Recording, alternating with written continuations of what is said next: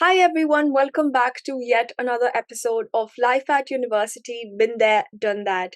In today's video, we have with us Mudit Agarwal, who is studying in University of Westminster, his MA in Film and Television, and I'm so thankful to him for taking out the time during busy university class timings and still making it for the podcast. Without further ado, I would like Mudit to introduce himself and let us know what he's really up to at the moment. Hi everyone, my name is Mudit. I'm currently pursuing my master's from University of Westminster, and I run a small production house back in India. So I'm just trying to get myself affiliated through the University of Westminster so that I end up doing a good business back in India again. Right. So you're basically managing studies and working, as in like pursuing what you were doing back in India. Yeah, like remotely, I'm managing my studio also, and I'm studying here. I'm also doing freelance work here, and like Wow. there are many things in parallel. So how do you manage all of this? Like I know students who are doing multiple jobs just to get that extra income or get those extra skills. So how do you manage all these things? So basically, the university timings are just 3 days a week, and the rest of the week is entirely free, so I can plan it as per my schedule. Okay. And I don't have many projects back in India, it's just 4 projects in a quarter, so Right. it's not very hard to manage for me. Plus, we can only work 20 hours as a part time in the student visa, so like we can split all our time across the week. Oh, so you're able to balance it well. Yeah. Whenever I look back to my university time in Warwick, I always think to myself, how did I not? So I never worked part time during my term time. I did it once I finished uni, so I got into part time jobs. So I always think about how students manage studies and then a full time job, which is 20 hours for them. And then also, adjusting with the new country, it's so difficult when you move from a foreign country like India. The cultures are so different, weather is so different. So what would be, I would just ask you, like, for students who've just come or planning to come here, and a lot of them look forward to working in the UK, what would be your one top advice if I ask you on how to balance uni and part-time roles? One thing I would like to say, like, just be prepared whenever you are coming here. Like, have your mindset ready that it's gonna be a tough life ahead. One top advice I would like to give, like, just get yourself prepared for a tough life because it's not easy to live here because of the cost of living that's been rising every day here, and you, and of course the harsh weather conditions, and it's March now and it's still very cold. Right now Oh, it's you snowing just sent again. me a video of that. It's snowing outside, and I was like, oh my gosh. And even up Yeah, north, we're expecting snow like by tonight or probably tomorrow. And the weather's going down to almost -5. yeah. It's like, oh gosh. But again, it's a good feeling, like for us being in India, and I belong to Jaipur. It doesn't snow like I. It doesn't snow in Jaipur, Yeah. so it's a Even I've good not feeling. seen snow in Delhi. I mean, Yeah. So so it's like it's a a good different feeling. one. Like if it happens just for 2 3 days, it's a good feeling. But it happens for a week or 2 weeks, then it's a terrible thing. Like in Canada or British Columbia and anywhere else. Yeah. I think excessive snowing can be terrifying also. It makes us lazy. Every time it goes really cold, I become even more lazier. Like, I don't want to do more stuff and not get out of the house. But for me, it's like it gets me into more cinematic vision. Like right now, after our interview, I'll run to South Bank just to capture South Bank covered in snow. Yeah. If it's snowing till 4 5 hours, then definitely I'll get some good shots. Mm. So you mentioned that you are working in the UK right now, and yes, you're running around between multiple things. Tell us a little bit about UK's work culture, according to you. What have you felt so far, and how is it different as compared to India? Like, because you worked in both places now briefly. So in UK particularly, I've worked with both of the communities, like the Asian communities and with the British people also. Right. So the Asian community is totally different than the British community. Like UK people are literally very professional about their work culture and their timings. Yeah. Like no one's gonna call you on a weekend. Like if there's a shoot that's happening, it's gonna be in between Monday to Friday, not on weekends. Right. But if I work for some Asian people, they'll prefer working me on weekends only. And after Like 5 p.m., preferably. yeah, preferably after 5 p.m. So I think that's a very good culture, like because we as a cinematographers or filmmakers also need some holidays. Like we also need to chill on weekends. Yeah. But in India, it's usually the opposite. Like we usually work when people are free or there when people have holidays. Yeah. It's totally different and opposite here. No, I think it's kind of good also, because if you have more professionalism in the sense that you have a balance as to we need to work between 9 and 4, or we need to work between 10 and 5, then you know that the rest of the time is engaged or is given to your personal life or your family or your friends and things like that, which is kind of missing in India at the moment.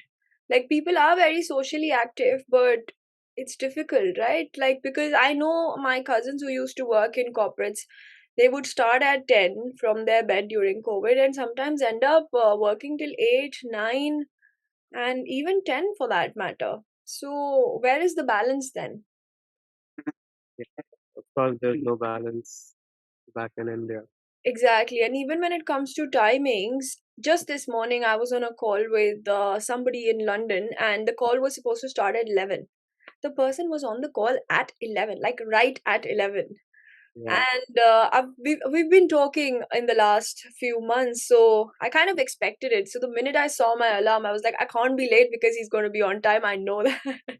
And sometimes you just cannot make that excuse. So I was like, no, I need to get up and just be on time. So it kind of puts me also in a structure where I know that I need to be on time, especially for any kind of events which involves other people other than Indians.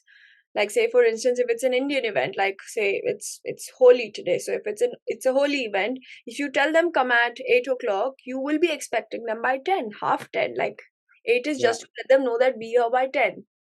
So I think that is something lacking, but that is something to learn when students are here, or even like professionals when they're here. Just you mentioned about the Holi. Even I got hired by some Indian community to shoot Holi event. Right. Again, they postponed their event to the weekend. So, Oh god. so So that's again, what we're basically talking about here. so now we will be celebrating Holi, but on a weekend. Right.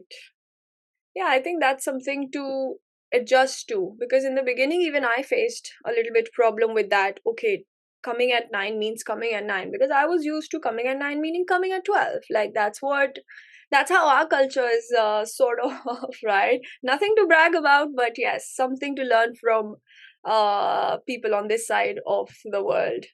But going back to university, when you first started applying to UK universities, just take us through the journey of how you started applying. What was your procedure? What was your approach? How did you know that you wanted to be in Westminster?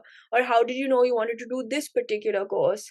Was there was there a lot of research behind it? Did you just get it done through a consultant? Like, if it's a new student, this question is particularly for somebody who wants to apply to UK and thinks it's a big headache. So now you can ease that, saying, okay, you just need to do these things and it's done. Yeah, like if you are just uh, undergrad student, then of course you have to do your own research thoroughly. But if you are applying for masters, then you must have a prior knowledge about the universities or college and or how the system works. In my case, like I've already been working since 5 years now. I undergraduated back in 2015, So for me, it was just about choosing the right college for the minimum funds that I can give it to the university. Like for Right. the University of Westminster, I paid 17,000. I wanted to go to King's College or any other like UCL or UL, Yeah. but their fee structure was about 40,000 for a year, excluding the accommodation. 40,000 So, pounds. yeah. Mm.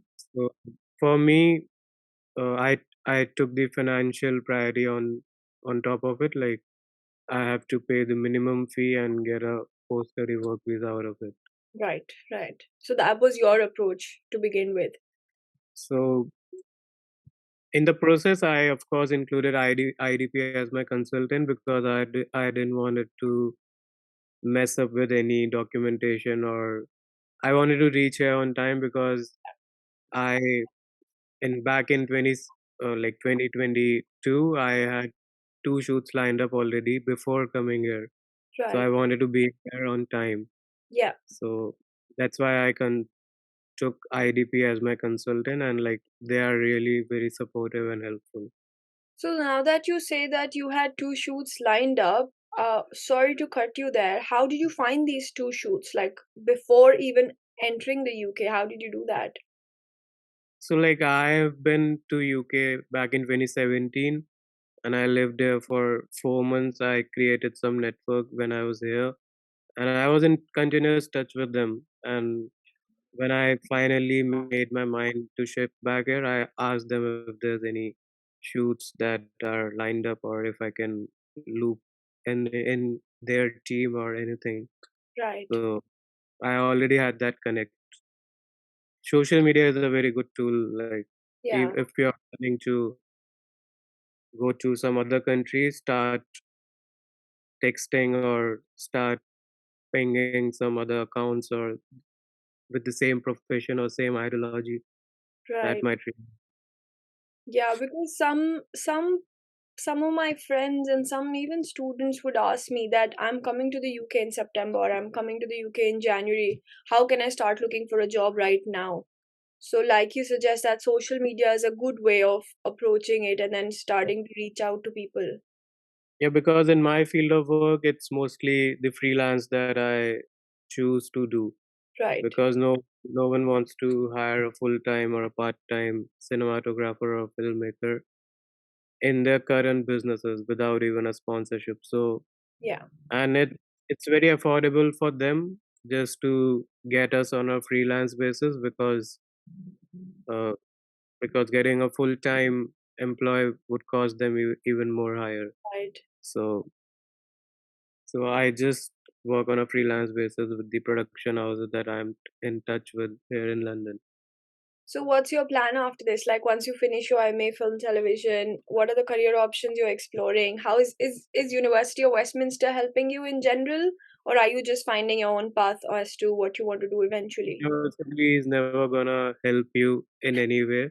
Right. Like any like to be very blunt, no university is gonna help you find your path because they can just provide you with the structure or Resources, how basically. how things should be done, but otherwise you gotta find yourself a job, you gotta find yourself a home, you gotta find yourself everything. Like you should be solely responsible for everything you are signing up for. Right. Um, but like Yeah. University of Westminster is very helpful in case if we want to go to the media houses because they have affiliations with BBC or Movie or Netflix or Okay. any other big platforms because we have very like many alumni who are working in these companies and we Right. have a good network. So, what are the So career in that aspects? case, Yeah. after this course, the career aspects would be like I have applied in many companies, but yeah, like last week only I got to know that I cannot apply anywhere before September. So that's a minus point. Like you can only apply to any offices when your course is finished. Like you cannot do anything before that. No, but what are the job roles? So, say for instance, I graduate with MA Film Television. What are the job roles that I can apply to according to you so far? What Uh, you in the UK? Apply as a screenwriter. Like my course is totally towards screenwriting, direction, and screenplay. Right. It's not a practical course. It's just a pure theoretical course because probably in the undergraduation they teach you how to operate things or the technical stuff, Yeah. but in the masters it's all about direction and screenplay. Right. So so the career aspects would be I becoming a screenwriter for Right. BBC, or I've even got a like payroll offer from a TRT World channel. It's a Turkish based Okay. news company, Right. but they offered me a position as a script reader. So you have to find your own fields, but you can go into anything which is related to film Okay. in the same industry. Like you can be a cinematographer, a drone pilot, or anything which interests you. Right. So I always discuss about skills in most of my podcasts because it's so important today, right? Because if you look at about 10 years ago, we wouldn't think that somebody is going to become a YouTuber. Somebody is just doing Uh, podcasts as a profession. So if I ask you today, if you could name any two skills in your field that a student can build on, like through internships or through working voluntary work or through any part-time roles that they can do in your field and in general, what according to you are the two skills in, say, one in film and television that they can build through internships, and one skill in life that they should work on, like in the previous podcast with the one of the graduates from Cranfield University, he mentioned, he's called Vatsal. So he mentioned how communication skills are so important. Like one should constantly build on them, and we discussed what students can do. So according to you, what is that one skill they should build on a daily basis, because it's a changing time and there are redundancies and whatnot, and in your field? so major skill I would suggest to write as many cold emails as like you can write Right. to any companies. Like you should have a continuous habit of writing cold emails Right. irrespective of the fact that they'll reply or not. Okay. Mm. Like once you are here, you'll eventually start applying for the jobs, and you got to write your own cover letters and everything. So Right. you should be very effect like you should be very Effective. communicative about. Yeah. No, this is something so interesting. Nobody has ever mentioned this before. That one skill that you should learn or build on is how to write an email. Because you, Because like, every other thing you can work it on in the university, or you have been probably working on in your life. yeah, But if you don't have the power of communication, or you don't have the like muscle memory to write emails, yeah, then it's all futile. Like you cannot reach out to anyone. that's true. And in the UK, everybody is talking over emails. Communications actually happen over email. If it's a call, if it's from the smallest things to the biggest projects, I mean, I think more than calls, people communicate over emails over here. And it's so interesting that you mentioned that it's important to know how to frame an email in the most effective manner. So so that you're not eventually, once you come here, if you want to apply for a job, it's not just that one paper that you give out to everybody, I want a job, I want a job. There's so much more to it. How do you write an email, how do you reach an employer? So very, very interesting point, that one, definitely. And what about in your field, or is this the one that you would recommend in your field and in general as well? It's like in general, like As well. since I have worked in a corporate earlier, Yeah. so from that I indulge this habit of writing emails and like having a conversation on emails. Right. Otherwise, it was on Instagram or on LinkedIn chats or very informal platforms basically. Yeah. But emails are very effective. Like Any tip to build on your email writing skills? Any one tip that you can give? yeah, just highlight your main tagline, like what you do or who you are Right. in the subject, or body and then write a cover letter accordingly. Right. And what do for that firm or that office or that person or that client, Right. and what all. So that's it. Like that's the method that I approach. That's great. Yeah, I think that'll be very helpful to anybody who's wanting to apply for jobs or even in general, like, because even at the stage of when we're applying for universities, a lot of students struggle with the fact that I don't know what are we going to study in this university. So I kind of always recommend or suggest them that why don't you write an email to your professors over, say, LinkedIn or online. All their email addresses are available. But now I kind of think about the fact that writing an email is so simply said, but there's always a format to it, there's always a way to write it. Like it's a very formal way of communicating. So Yeah, and it's very, like safe and formal. I feel it's very safe and formal thing. absolutely.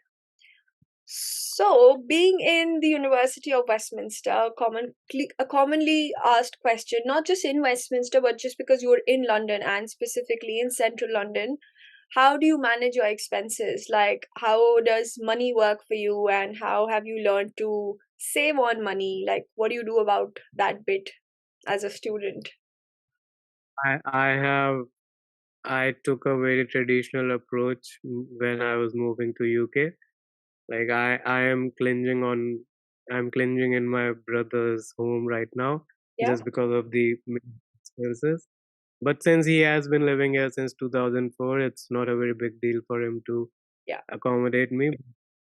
I would suggest finding a very cheap home if you are moving to UK, like a five five people sharing an apartment that would cost you much less.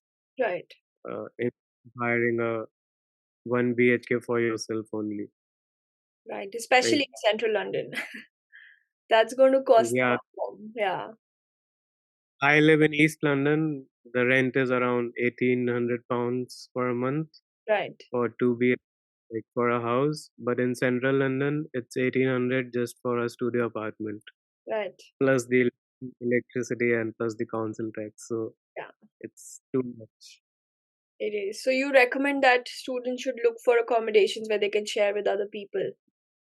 Of course, and like they should have the mentality to live with four other people with them. Like Right. people are very introverted or conservative nowadays. Hmm. Like cannot share a room or a flat with some other person.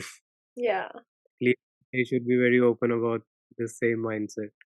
Absolutely. And I think in the beginning it's also important because it's very, especially people who come in September, the weather is just changing. And Yeah. we're getting closer to winters. Days start to become smaller by the end of October. And I have kind of heard from a lot of students that we don't feel like we want to be here. We're missing home. We're not able to make friends. So I think that's a good idea in a way, that when you find an accommodation, look for a place where you're at least surrounded by 2 to 3 people. So you have someone to talk to, you have someone to sit down and have a meal with, or someone to go take a walk for groceries. So it helps definitely. And eventually once you like graduate and have a good job, then might as well take a two bed or a studio by yourself. That's a personal choice. But student life is better off if you're sharing accommodations. And like particularly if you're coming from India, I would suggest people to live in West and East London because it's all Indian oriented communities. Right. And if I talk about East London, it's majorly all the Pakistanis and Indians that live here. Right. And West London, it's majorly all Gujaratis. Okay. So if someone is like missing their home or their culture, they Be should in choose West London or East London. Right. because and in the culture of the central London or South London, it's gonna be very tough. Like Hmm.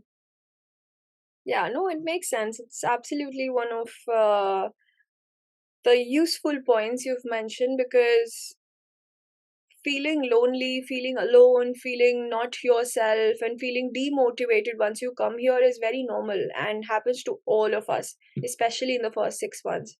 So to counter that, I think it's a good start to be surrounded by other students who've also come from different countries or from India or from wherever they're coming.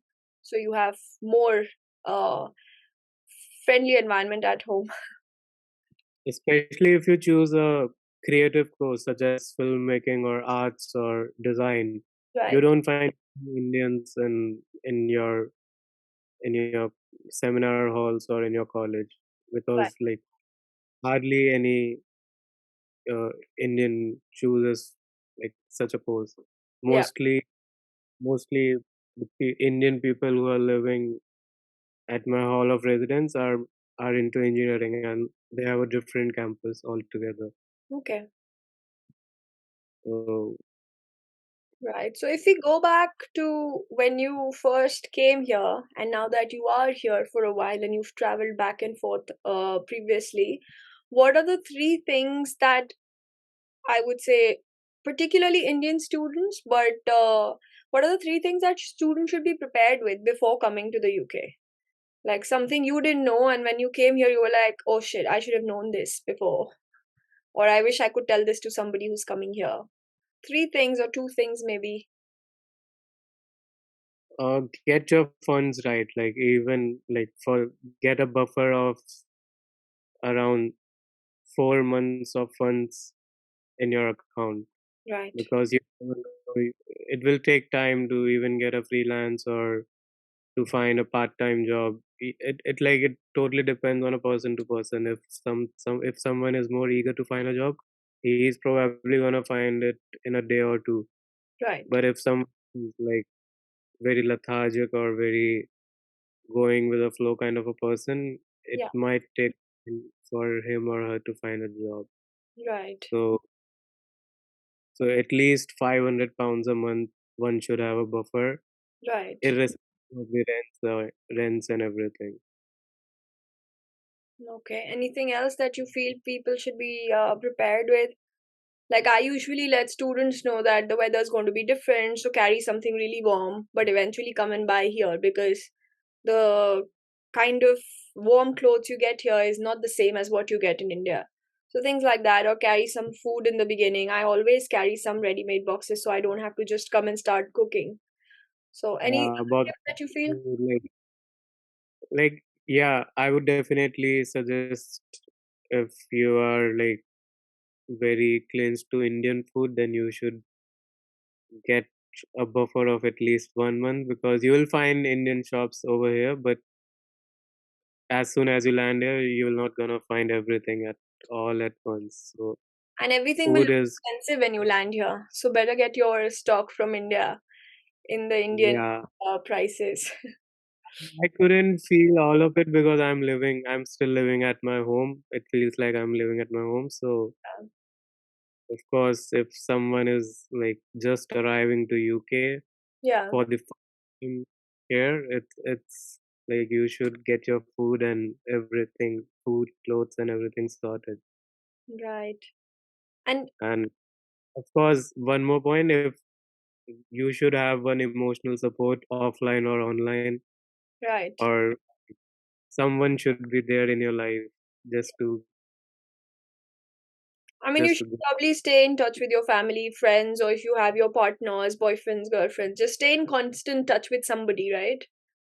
because it like every moment you'll probably wanna feel alone if you're while you're traveling on a 2-hour train just within the London, or like Yeah, I travel from east to west or sometimes east to central. It's around for central it takes me 40 minutes, but from east to west it takes me 1.5 hours.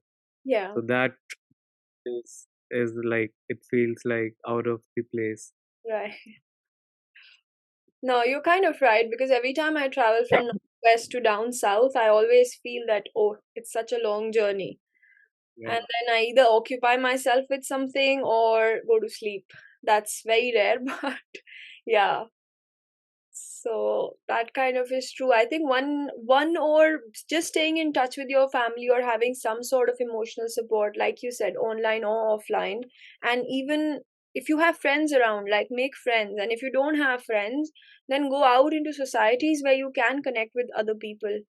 because Yeah. it's some people actually find it very difficult to make friends also. So either stay in touch with, either not, just stay in touch with your family, friends back home, like keep calling them every now and then, and make friends over here as well. London is like quite happening. You might find a free event happening every day.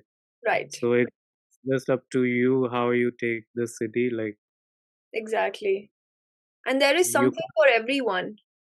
Like yeah, even if you are a rock climber or somebody who loves to go to concerts or who loves to go to museums or who loves to just take a walk, everybody has something to do in London, I feel. So that's the most amazing part about that city. the event's gonna be free, but of course the city is very expensive. Just to travel there, it's gonna cost you. Just to have some few drinks, it's gonna cost you. So be prepared. Be prepared, yeah. Get get your money sorted first. Right. Yeah, I think it's important to have that mindset beforehand. I didn't have it, so I realized it 6 to 8 months down the line. But that has helped me eventually. I mean, when I was struggling with it, I was like, oh my gosh, where is all the money going, and why am I eating out so much, and things like that. So initially, you just don't realize in the whole experience and glamour of being away from home until you are like, I've messed it all up. Now what? So yeah, prepare Yeah. beforehand, not before you land here, but before you even start from there. So it would be a good idea. For the first 2 weeks when I was here, Yeah, like even just for the first month after our evening lectures, like my lecture timings was evening 6 to 9. So after 9, everyone was like, "Let's go to a bar. Let's have some drinks." yeah, And I was like, "Okay." Like, and since I was aware of the UK culture and about the money, I just said yes to everything. right. And just cut to 1 month after, like after a month, everyone was like, "Let's go to a Tesco, buy some drinks, and sit Exactly. anywhere." Yeah. People realizes it very late and It, after they burn all their money. yeah. No, that's absolutely true. And there's a tip in there as well. Like instead of going to a pub or a club or a bar every now and then, buy cheaper alcohol from the grocery store and just chill at home or maybe take a corner as it like I wouldn't I'm not advising public drinking, but places where you are allowed to like have a drink or even if it's like a non-alcoholic drink. So yeah. No, but like if it's not just the advisory thing, but the UK culture is all about Yeah. as soon as the office finishes, Go just go for a straight drink. to it. Yeah. I've worked in a bar, I've worked as a driver, I've worked as a laborer. Yeah, So I've done multiple part-time things. So I know the culture now. When absolutely. I was working in a bar, it was a complete mess. Like as soon as the clock ticks 6 and the bar is full of the corporate people and Right. So is it just the drink they would have, or is it like multiple drinks like our Indians would do? Like they would not go home after that. they'll just have 2 3 drinks. A Guinness is a favorite. Like everyone prefers to have a Guinness. Yeah, Mm, Like there's no like, either gin or tonic or Guinness. That's it. right. So UK culture is what I have perceived is all about drinking after work. Yeah. Yeah, they like to relax after a long day, I feel.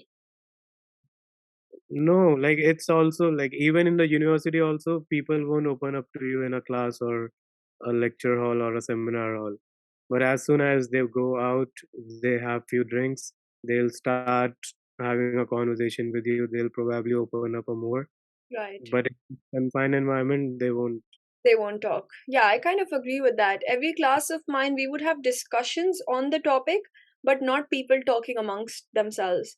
And the minute you would go to the campus pub or anything, we became like the nicest of friends because, oh, we're discussing stuff now and whatnot.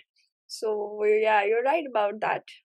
I feel that's a very crucial part if you are like planning to stay here for a long time. University is the very right place to have a network because you grow with your network. Yes. So just keep your network tight and go out with them.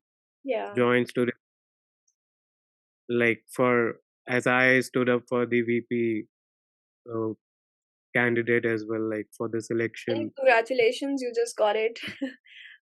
So it's just a marketing thing. Like it basically you get to meet more people and Yeah, connect with a lot of other students and have a bigger impact, especially with your experience, like working back at home and then working now over here and then studying and managing and kind of balancing both cultures. It's not that easy, especially for somebody who's not a UK local. So when you say you work different jobs and many different part-time roles and you already have your own thing going on, what's that one thing that you've learned through this experience, like through this journey in the last, I would say, 6 months or 10 months, before leaving, and today, if I'd ask you, what's your biggest learning so far? biggest learning would be money won't come to you for free, like anywhere in the world. But and also in UK, you will not feel like you are working as a laborer or a driver because everyone have a genuine respect for every kind of a profession. Right. So you won't feel out of the place if you're working. Like if you consider driving as a menial job or lifting in the warehouses or stuff, Yeah. everyone respect you for it. Absolutely. I think there's immense respect for every kind of profession over here. I've worked in the warehouse, I've waited tables, then I have also worked in admin roles, different kinds of things, but they all respect you. In fact, they love you. Like, I have only received love in all my part-time roles wherever I worked, except for one which I wouldn't like to discuss. But then, other than that, it was all like lovely people. I'm still friends with most of them back from Coventry or even in Preston up here. So there's a lot of respect, and more than that, I think one thing that I really like about here is that nobody is going to pull you down. They don't have that attitude or mentality. Rather, they push you to do better. They will teach you to do better, even if it's like a basic sales job or a basic waitress job or an admin role. They will keep teaching you, why don't you do this to improve this, and you might just be better. So I've learned my best sales skills working in a restaurant. I still tell the owner every now and then that you're the reason I know that I could sell. Otherwise, I didn't know that. So yeah. But it's also because the UK people don't want to work themselves. Mm, even if they don't want to work themselves, they kind of at least not pull you down to also not work and come chill. Yeah, Yeah. they at least create a good culture and good atmosphere in your workplace. Yes, yeah, very healthy. Mostly very healthy, yeah. So, as we come to the end of this podcast, and thank you so much for sharing all of that. But once again, this final question I ask every person who I bring on the podcast and speak to: what is that one advice you would give to international students who would like to come to the UK or who are still here? Any advice, like? Um, being an engineer myself, I would suggest everyone to go choose a engineering degree or a master's in engineering because right now the UK market is very hot and trending Right. in terms of techies job because the Yeah. base salary starts from 40,000 a year and Right. it goes up to 150 to 200 a year. So, and no other field is scaling that much. So I would like if someone is coming to UK, just try considering masters in engineering or the bachelor's in engineering, particularly in data science. Data science. Yeah, I was just gonna say, I was just gonna say it. No, but say for instance, if somebody is not interested in that, then what would the advice be? Definitely, UK is hot and upcoming for tech roles. I've personally seen it, and you're absolutely right. If that is something that interests you, then, and if you want to come and work in the UK, then don't change paths, because that's a great way of moving into the country and then working with some of the best companies in the world. But what if somebody is not from an engineering background and doesn't want to pursue engineering? Yeah, then just follow your passion, but Yeah, following your passion has its own cost, so you'll probably get a very like less range of paying jobs or anything. Like if your passion is greater than money, then of course choose any field that you would love to, because the UK universities are best. Like Yeah, my personally, my university, it's all about art and design. right. It's like so overwhelming when I first came here. So just follow your passion if Follow engineering the is what you. passion basically. Even if it's like a little bumpy or difficult in the beginning, just go on with it and something will come up. Yeah, because after living here 6 months, like I am myself planning to move to a corporate life again, Right. since I have corporate and I have an engineering background. Yeah, And since the UK has a work-life balance, like you get your own free time after 5 or on weekends. absolutely. Yeah. So you can build on And that side hustle of yours eventually. I can do this on weekends as well. Yeah. I wanna do it, but living here in UK is very expensive, so you probably gotta work two jobs Yeah. just to stay here. Just to stay and survive and learn and keep growing in the country.